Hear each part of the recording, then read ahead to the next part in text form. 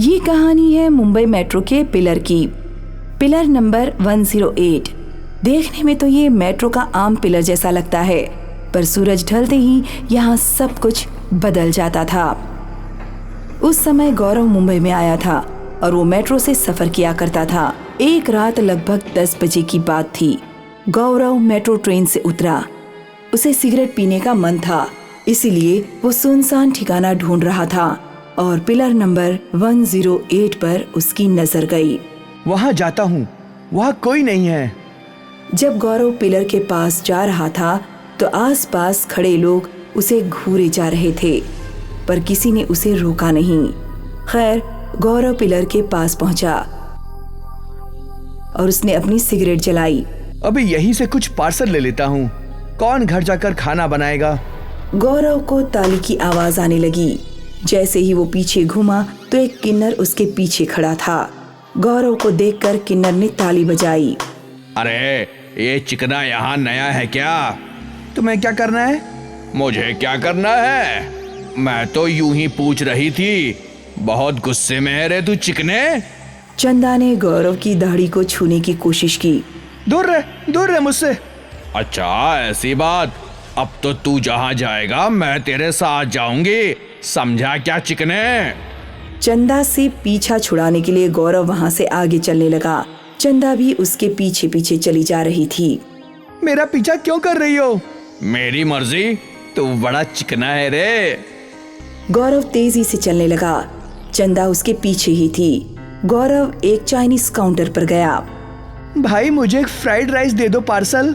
अरे मेरे लिए भी ले ले। मैं क्यों लूं तेरे लिए? तुझे चाहिए तो खुद ले ले। गौरव चंदा को चिल्ला रहा था, पर चाइनीज काउंटर वाले को तो चंदा दिख ही नहीं रही थी। वो बेचारा परेशान था कि आखिर गौरव किससे बात कर रहा है। तुम किससे बात कर रहे हो भाई? ये मेरे पीछे जो किन्नर लगी है ना, उससे। कहाँ है किन्नर? यहाँ तो कोई नहीं है। क्या भाई, तुम्हें ये इतनी बड़ी किन्नर नहीं दिख रही है क्या? जब यहाँ कोई है ही नहीं तो मुझे कैसे दिखेगी? खैर, काउंटर वाले ने फ्राइड राइस पैक कर दिया और गौरव पार्सल लेकर आगे बढ़ने लगा। चंदा अब भी उसके पीछे थी। थोड़ी दूर जाकर गौरव फिर से रुका। उसने ठान ली कि वो चंदा को भगा कर रहेगा। कौन है तू? क्यों मेरा पीछा कर रही है? ये हुआ ना काम का सवाल। मैं चंदा हूँ। तुझे तो समझ आ ही गया होगा चिकने कि मैं एक किन्नर हूँ। वो तो पता है, लेकिन तुम मेरा पीछा क्यों कर रही हो? तू मेरी एक कहानी सुन ले, फिर मैं कभी तेरा पीछा नहीं करूंगी। मैं तेरी कहानी क्यों सुनूं? मेरे पास तेरे लिए टाइम नहीं है। मेरा पीछा मत कर, समझ गई? गौरव गुस्से में आगे चलने लगा। कुछ देर बाद उसने सोचा, मैं अगर दौड़ने लगूंगा तो शायद ये किन्नर मेरा पीछा छोड़ दे। और बस गौरव तेजी से दौड़ने लगा।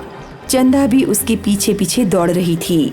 थक हार कर गौरव रुक गया और हाँफने लगा। अरे मेरी माँ, मेरा पीछा छोड़ दे। अरे चिकने, तू मेरी कहानी सुन ले, फिर मैं कभी तेरा पीछा नहीं करूंगी। गौरव ने सोचा और फिर बोला, ठीक है, चल बोल, क्या बोलना है? 2 साल पहले एक किन्नर थी जो मुंबई के ट्रैफिक सिग्नल्स पर भीख मांगा करती थी। वो बहुत खुश थी। खुशी खुशी वो लोगों को दुआ देती थी। भगवान तेरी हर मनोकामना पूरी करे, तेरा भला हो रे। वो किन्नर गरीबों की मदद करती थी। सब कुछ सही चल रहा था। मुंबई में मेट्रो का काम शुरू हुआ। मेट्रो के पिलर के लिए बड़े बड़े गड्ढे खोदे जा रहे थे। एक रात की बात है, वो किन्नर रोज के जैसे अपने घर लौट रही थी। अरे बाप रे, इतना बड़ा गड्ढा! पिलर कितना बड़ा होगा ना। वो किन्नर गड्ढा देख ही रही थी कि अचानक उसकी आंखों पर जेसीबी की रोशनी आई। रोशनी इतनी बढ़ गई कि किन्नर कुछ देख ना पाई और उसका पैर फिसल गया। वो सीधा उस गहरे गड्ढे में जा गिरी। उसकी चीखें सुनकर जेसीबी का ड्राइवर और वहां खड़ा एक मजदूर दौड़ता हुआ आया। अरे बाप रे, इसके शरीर में तो सरिया घुस गया है। ये क्या कर दिया मैंने? हे भगवान! किन्नर दर्द से तड़प रही थी। बचाओ, बचाओ, मुझे बचाओ, कोई तो बचाओ। वो ड्राइवर और मजदूर डर गए थे। अब मेरे खिलाफ मर्डर केस होगा और मेरे खिलाफ लापरवाही का। मैंने ही वो बैरिकेड्स हटाए थे। किन्नर दर्द से तड़प रही थी और इन दोनों को अपने आप की पड़ी थी। अब क्या करना चाहिए हम दोनों को? वैसे भी इसे हॉस्पिटल ले जाते ये मर ही जाएगी। उससे अच्छा है इसे यहीं दफना देते हैं। कम से कम हम दोनों के खिलाफ कोई केस तो नहीं होगा। हाँ, तुम शायद सही कह रहे हो, यही करना ठीक होगा। वो दोनों आदमी उस किन्नर के मरने का इंतजार करने लगे। जब किन्नर ने अपनी आखिरी सांस ली तो जेसीबी के ड्राइवर ने किन्नर की लाश मिट्टी से दबा दी। उसके बाद उस जगह एक पिलर बना, पिलर नंबर 108। कहते हैं आज भी पिलर नंबर 108 में उस किन्नर के पिशाच का वास है। वो किन्नर वहां खड़े हर इंसान के पीछे लग जाती है और उसका पीछा करती है। जैसे तुम मेरा पीछा कर रही हो। बिल्कुल सही। किन्नर का पिशाच गौरव को पकड़ लेता है और उसके गले से खून चूसकर उसका मांस खाने लगता है। आशापुरा की घाट पे अक्सर लोगों का सामना मोहिनी से हो जाता है। मोहिनी अक्सर घाट के पास एक पत्थर पे बैठकर रोया करती है, लेकिन जब कोई मर्द मोहिनी के पास जाता है तो उसका भयानक रूप देखकर डर जाता है। मुझे छोड़ दो, मुझे छोड़ दो। मोहिनी किसी की जान नहीं लेती, लेकिन वो हर किसी को डराती है और आशापुरा के आसपास के लोग मोहिनी को किन्नर के भूत के नाम से जानते हैं। एक दिन की बात है, एक पैरानॉर्मल एक्टिविस्ट रुद्रा अपने साथी मयंक के साथ इसी रास्ते से जा रहा था। उसे भी मोहिनी सड़क के किनारे एक पत्थर पे बैठकर रोती दिखाई दी। यार, वहाँ वो औरत रो क्यों रही है? शायद उसे मदद की जरूरत है। अरे रुक, वो औरत नहीं है, वो तो एक किन्नर का भूत है। क्या? किन्नर का भूत? हाँ, लेकिन वो कौन है, उसके साथ क्या हुआ, ये किसी को नहीं पता। तो आज हम इस रहस्य का पता लगाएंगे। रुद्रा बड़ी दिलेरी से गाड़ी से उतरा और मोहिनी के पास जाने लगा। मोहिनी ने बाकियों की तरह रुद्रा को भी डराने की कोशिश की।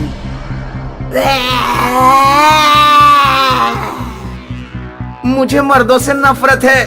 लौट जा यहाँ से, लौट जा। मैं यहाँ तुमसे मिलने आया हूँ। मुझसे मिलने? हाँ, मुझे तुम्हारी कहानी जाननी है। मैं तुम्हें क्यों बताऊं?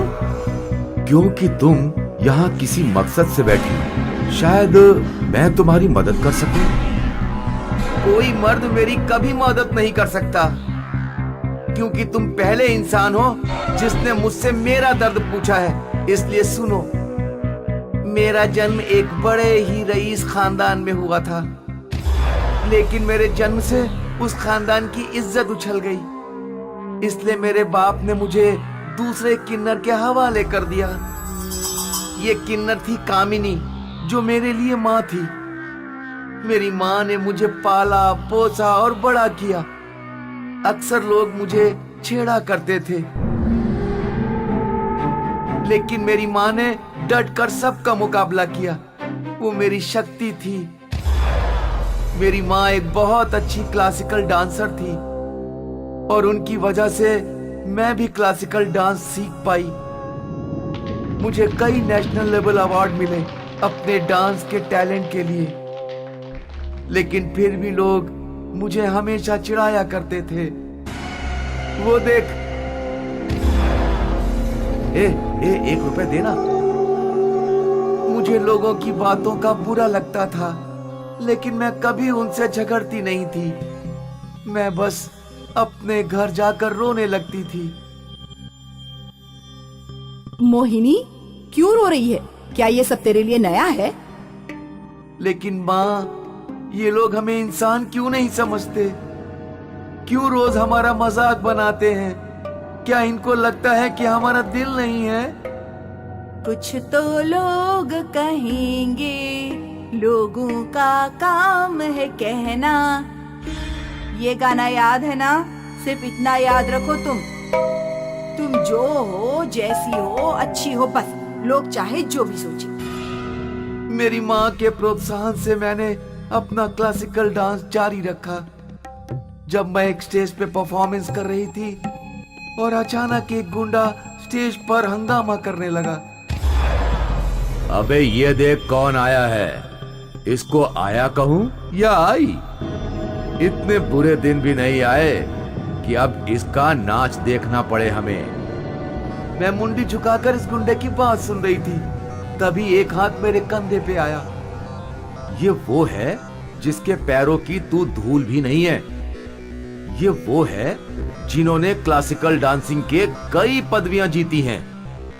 ये वो हैं जिनके पैर एक बार थिरकना शुरू हो जाएं, तो तभी रुकते हैं जब या तो इनके घुंघरू टूटे या तबले की थाप रुके। इस लड़के की बातें सुनकर ऑडियंस ताली बजाने लगी और फिर वो गुंडा स्टेज से उतर गया और मैंने अपना डांस परफॉर्मेंस दिया। मेरे परफॉर्मेंस के बाद मैं उस लड़के से मिली और हमारी दोस्ती शुरू हो गई। इस दिन के बाद हम लोग अक्सर मिला करते थे, कभी कॉफी पीने, कभी भुट्टा खाने। मैं राजीव की ओर खिंची चली जा रही थी। मुझे राजीव पसंद था। मैं अक्सर अपने कमरे में फूल लेकर बैठती थी। He loves me, he loves me not, he loves me, he loves me not। Rajiv वो पहला व्यक्ति था जिसकी नजर में मेरे लिए इज्जत थी। जब मैंने माँ को राजीव के बारे में बताया तो मोहिनी, वो लड़का जरूर अच्छा होगा और तुम्हारी इज्जत भी करता होगा, लेकिन वो लड़का है और तुम एक किन्नर। इस सच्चाई को जितनी जल्दी मान लो उतना अच्छा है। माँ की बातें सुनकर मैं जोर जोर से रोने लगी। अब जब भी मैं राजीव को देखती हूँ, मुझे माँ की बातें याद आती और मैं वहाँ से भागने लगी। अजीब बात है, ये मोहिनी ऐसा क्यों कर रही है? आखिर एक दिन राजीव ने मुझसे पूछ ही लिया, मोहिनी तुम ऐसा क्यों कर रही हो? मैंने क्या किया? तुम मुझे इग्नोर कर रही हो। क्या मुझसे कोई भूल हुई? क्या मेरी गलती है? गलती तुम्हारी नहीं, मेरी है। मैं एक किन्नर हूं। ये बात मुझे पहले से पता है। तो क्यों? क्योंकि मैं तुमसे प्यार करता हूं। राजीव का इजहार सुनकर मेरी खुशियों का ठिकाना ही नहीं रहा। इसके बाद राजीव और मैं अक्सर मिला करते थे। हमारा प्यार बढ़ रहा था। मैंने राजीव को माँ से भी मिलवाया था। सब कुछ अच्छा चल रहा था। फिर अचानक एक रात मैं इसी रोड से जा रही थी। मेरी गाड़ी बिगड़ गई और मैं मदद का इंतजार करने लगी।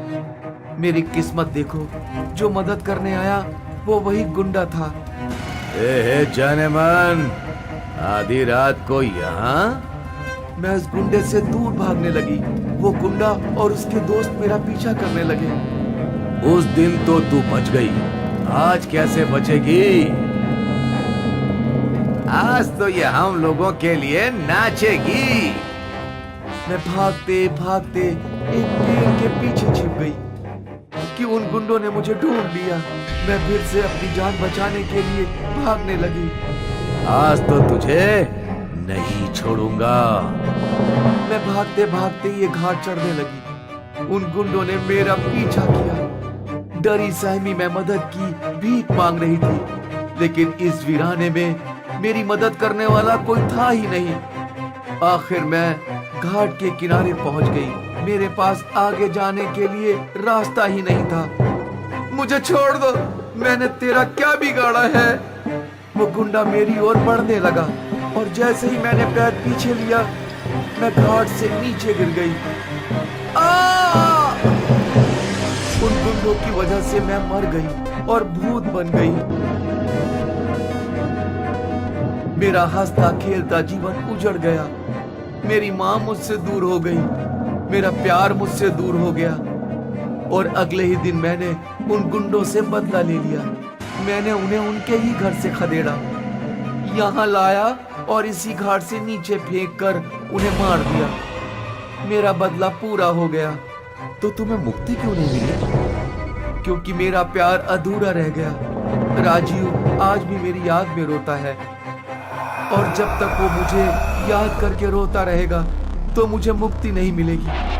तुम्हारे साथ बहुत बुरा हुआ, लेकिन मैं तुम्हें मुक्ति जरूर दिलवाऊंगा। मेरे लौटने का इंतजार करना। रुद्रा अपने दोस्त के साथ वहाँ से निकल गया। वो सीधा राजीव के घर गया और उसने राजीव को सारा माजरा बताया। लेकिन मोहिनी की मुक्ति के लिए हम क्या कर सकते हैं? क्योंकि उसकी लाश नहीं मिली, इसलिए उसका देह संस्कार नहीं हो सका। लेकिन हम उसकी आत्मा की शांति जरूर कर सकते हैं, ठीक है? अगली सुबह राजीव, रुद्रा एक पंडित के साथ उसी घाट पर पहुँचे। पंडित ने आत्म शांति की पूजा शुरू की। राजीव रो रहा था, लेकिन उसने सारी विधि पूरी की। पूजा संपन्न होने के बाद राजीव और रुद्रा को मोहिनी की आत्मा दिखी और वो आसमान में लीन हो गई। मोहिनी की आत्मा को शांति मिल गई। फिर कभी आशापुरा की घाट पे किन्नर के भूत का जिक्र नहीं हुआ।